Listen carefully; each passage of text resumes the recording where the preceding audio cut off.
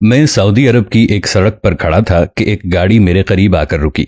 उसमें से एक अरब लड़की उतरी और मेरे नजदीक आकर पूछा, क्या तुम पाकिस्तानी हो? मैंने बड़े फख्र से इस बात पर सर हिलाया तो कहने लगी, तुम पाकिस्तानी क्या हो? आज तक मुझे समझ नहीं आया।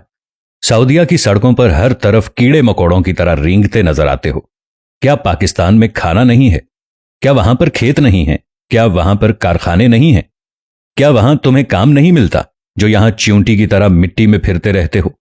वो बोलती रही, फिर कुछ नाजेबा अल्फाज भी कहे जो मुझे सुनना भी पड़े कि मैं उसके मुल्क की सड़क पर खड़ा था और मैं दिल ही दिल में उस नौजवान लड़की की कमअक्ली पर अफसोस के साथ मातम भी कर रहा था। उसे मालूम ही नहीं कि पाकिस्तानी अवाम के पास सरे महल है, बैरून मुल्क के बैंक हमारे पैसों से भरे पड़े हैं और अपनी मईशत को चलाते हैं। दुबई में हमारे बड़े बड़े प्लाजे हैं, लंदन के महंगे इलाकों में हमारे बहुत से फ्लैट्स हैं और प्रॉपर्टी है। अमेरिका में हमारी बहुत सी मिल्कियती चीजें हैं। हमारे पास रायवेंट का महल है, हमारे पास बिलावल हाउस की शान शौकत है, हमारे पास बनी गाला के महल हैं। ऐसे महल तो उसने ख्वाब में भी नहीं देखे होंगे, क्योंकि आज तक मैंने ऐसा नहीं देखा। मैं अपने अंदर अंदर चीख चीख कर कह रहा था कि जाओ जाकर पानामा की रिपोर्ट देखो, हमने टॉप किया है उसमें। ऊपर से शुरू करो, हम ही हम नजर आएंगे। हमारे मुल्क के तमाम वज़रा अपनी वजारतों के अलावा भी खिदमात सरंजाम देते हैं। हमारे सियासतदान, जर्नैल, ब्यूरोक्रेट सबके सब अरबपति हैं। हमारी अदालतों में हमारे काजी अपनी मर्जी के फैसले सुनाते हैं। तुम्हें क्या पता, थर के कहरजदा इलाकों में बिलावल साहिब अंग्रेजी और उर्दू में अपनी रियाया का हाल पूछते हैं, जो कभी स्कूल गए ही नहीं और जिन्हें सिंधी के अलावा कोई जबान समझ तक नहीं आती। तुम हमारी जदीद टेक्नोलॉजी क्या जानो? हमारा वजीर आजम दिल के ऑपरेशन के फारी बाद सूट पहनकर बगैर सहारे सीढ़ियां उतरता है। तुम जदीद टेक्नोलॉजी से भी वाकिफ नहीं। तुम हमारी शान शौकत जरा देखो। रॉयल फैमिली का बच्चा पंजाब में इतवार बाजार का दौरा हेलीकॉप्टर पर करता है। नीचे 20 गाड़ियां उसकी हिफाजत के लिए अलग मौजूद होती हैं।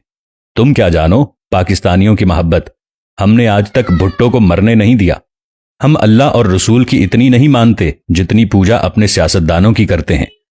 हम एतकाफ में बैठकर जिनसी इबादत करते हैं। तुम हमें कीड़े मकोड़े कहती हो। तुम क्या जानो हमारे यहां रिटायरमेंट के बाद भी बहुत से बड़े लोग रिटायर नहीं होते। हमारे असातिज़ा और दीगर सिविलियन रिटायर होने के बाद बैंक के बाहर अपने जिंदा होने का सर्टिफिकेट लिए खड़े होते हैं कि हम जिंदा हैं, हमें चंद हजार रुपए पेंशन दे दो। तुम क्या जानती हो कि हमारी एहतसाब अदालतें 40 करोड़ की करप्शन पर 2 करोड़ में केस बंद कर देती हैं और 50 करोड़ से कम करप्शन पर कोई भी नहीं पूछता। तुम क्या जानो अशराफिया के लिए हमारी अदालतें छुट्टी वाले दिन भी खुली होती हैं। अगर हमने यूनिवर्सिटी बनाने के लिए सोचा तो तुम सऊदीया वाले हमारे यहां तालीम हासिल करने के लिए हमारे मुल्क के वीजे लेने के लिए लाइन में खड़े नजर आओगे। हम ये सोचकर नए स्कूल नहीं बनाते कि अक्ल में हम बहुत ज़हीन हैं और हम अनपढ़ होकर इतने ज़हीन हैं। अगर मजीद तालीम हासिल कर ली तो दुनिया के बाकी ममालिक की आवाम की हक तलफी होगी। दिल ही दिल में ऐसी कई बातें मैं उसे सुनाता रहा।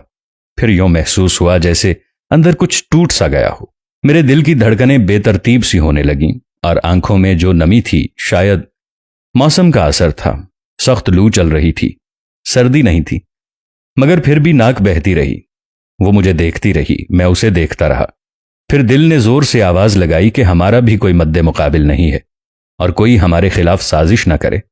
जब उसकी नजर मेरी बहती नाक पर पड़ी तो उसने उबकाई ली और वापस अपनी गाड़ी की तरफ जाने लगी।